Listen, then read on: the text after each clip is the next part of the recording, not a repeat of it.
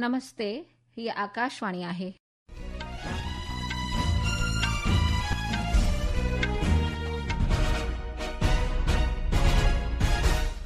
हाणे ताईं ममता खूबचंदानीअ खां देश ऐं विदेश जा समाचार ॿुधंदा। सभ खां पहिरियों मुख्य समाचार। हिफ़ाज़ती वज़ीर राजनाथ सिंह चयो आहे त सर क्रीक इलाइक़े में पाकिस्तान जे हर क़िस्म जी बेअदबीअ जो मुंहुं तोड़ जवाब ॾिनो वेंदो। इलेक्ट्रॉनिक्स ऐं सूचना तकनीकी जे मर्कज़ी मंत्री अश्विनी वैष्णव चयो त इलेक्ट्रॉनिक सामाननि जे वर निर्माण योजना खे 1,15,000 करोड़ रुपयनि जी तजवीज़ मिली आहे। राष्ट्रीय सेवक संघ जे वॾेरे मोहन भागवत ख़ुदि मुख़्तियार भारत खे अहमियत भरो सॾायो। अमेरिका जे आमद दल सां ईंदड़ हालातुनि में स्वदेशीअ खे अपनाइण ते ज़ोर ॾिनो। हिकु शुक्रगुज़ार मुल्क अॼु मुल्क जे राष्ट्रपिता महात्मा गांधी ऐं अॻूणे प्रधानमंत्री लाल बहादुर शास्त्रीअ खे श्रद्धांजलि अर्पण करे रहियो आहे।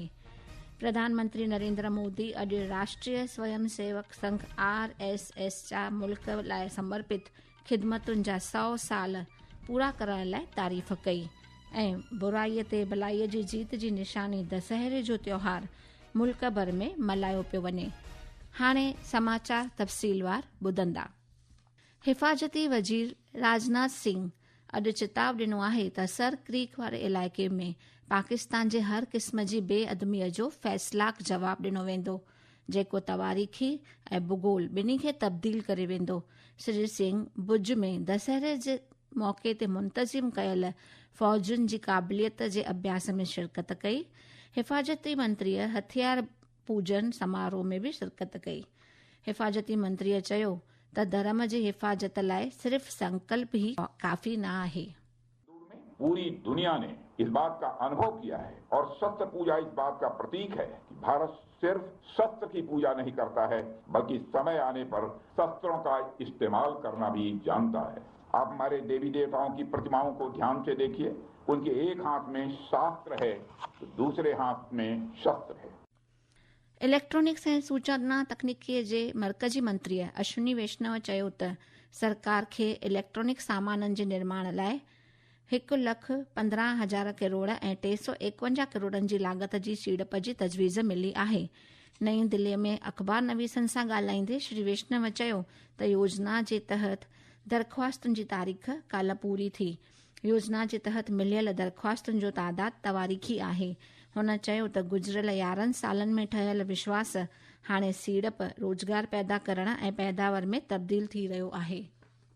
RSS वॾेरे डॉक्टर मोहन भागवत अॼु चयो त ख़ुदि मुख़्तियारी ऐं आलमी एकता जे हिमायतीअ जे रूप में असांखे इहा ख़ातिरी करणी आहे त इंसार यानी निर्भरता असांजी मजबूरी न आहे ऐं असां पंहिंजी मर्ज़ीअ जे मुताबिक़ कमु करण जे क़ाबिल आहियूं। स्वदेशी ऐं ख़ुदि मुख़्तियारीअ जो ॿियो को बि इख़्तियार कोन आहे। डॉक्टर भागवत अमेरिका जे आमद दल सां ईंदड़ हालातुनि में स्वदेशीअ खे अपनाइण ते बि ज़ोर ॾिनो। RSS जे वॾेरे अॼु सुबुह नागपुर में रेशम बाग में RSS जे शताब्दी साल जे समारोह ऐं दशहरे जे समारोह जे प्रोग्राम खे ख़िताब कयो। डॉक्टर भागवत चयो त पहलगाम हमले खां पोइ जवाबी कार्यवाही जे दौरान असां सभिनी देश जी अॻवानीअ जी मज़बूती, असांजे हथियारबंद फ़ौजुनि जी बहादुरी ऐं जंग जी तयारी ऐं समाज जे पके इरादे ऐं एकता जा हौसला अफ़जाईअ वारा नज़ारा ॾिठा। एक दुर्घटना पहलगाम की भी हुई। सीमा पार के आतंकियों के द्वारा 26 भारतीय नागरिकों की उनका धर्म पूछकर हत्या की। पूरी तैयारी करके सरकार ने, हमारी सेना ने उसका बहुत पुरजोर उत्तर दिया। वह घटना हमको सिखा गई कि यद्यपि हम सबके प्रति मित्र भाव रखते हैं और रखेंगे, फिर भी अपने सुरक्षा के विषय में हमको अधिकाधिक सजग रहना पड़ेगा, समर्थ बनना पड़ेगा। प्रधानमंत्री नरेंद्र मोदीअ अॼु राष्ट्रीय स्वयं सेवक संघ RSS जा मुल्क लाइ समर्पित ख़िदमतुनि जा 100 साल पूरो करण लाइ उन्हनि जी तारीफ़ कई। RSS जे वॾेरे डॉक्टर मोहन भागवत जे प्रेरणादायी रोशन ख़्यालनि जो जिक्र कंदे प्रधानमंत्रीअ देश जे निर्माण में संघ जे अहम किरदार ऐं भारत जे तहज़ीबीअ में मुल्हनि खे वधाइण लाइ उन जी अटल कौलबद्धता ते रोशनी विधी। हे समाचार तव्हां आकाशवाणीअ तां ॿुधी रहिया आहियो। वधीक समाचारनि जी तफ़सील जे लाइ तव्हां असांजी वेबसाइट newsonair.gov.in खे फॉलो करे सघो था। प्रधानमंत्री मोदीअ पारां पधिराई कयल GST भारत समारोह जी शुरूआति गुज़िरियल महीने जी 22 तारीख़ खां थी आहे ऐं इन सां समाज में हर दर्जे खे फ़ाइदो थी रहियो आहे। ईंदड़ पीढ़ीअ जी GST सुधारनि सां भारत जे अणसिधे डल सृष्टि खे आसान बनाइण में हिकु नओं बाब शुरू थियो आहे। इन्हनि सुधारनि मुख़्तलिफ़ सामाननि ऐं ख़िदमतुनि ते टैक्स जी रक़म में घटिताई करे माण्हुनि खे वॾी राहत ॾिनी आहे। प्रधानमंत्री गांधी जयंतीअ जे मौक़े ते अॼु राष्ट्रपिता महात्मा गांधीअ खे उन जी 156 जयंतीअ ते श्रद्धांजलि अर्पण करे रहियो आहे। मुल्क भर में केतिरा ई प्रोग्राम मुंतज़िम कया पिया वञनि। उपराष्ट्रपति CP राधाकृष्णन प्रधानमंत्री नरेंद्र मोदीअ ऐं ॿियनि मुइज़िज़ अॻवाननि गांधी जी जी यादि में सर्वधर्म प्रार्थना सभा में शिरकत कयनि।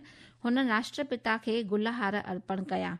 भॼननि जे गायक अनूप जलोटा ऐं केतिरनि ई स्कूल जे ॿारनि इन मौक़े ते भॼन ॻाता। राजधानी दिल्लीअ में राजघाट ते बापूजीअ जी समाधीअ ते सर्वधर्म प्रार्थना सभा जो आयोजन कयो वियो।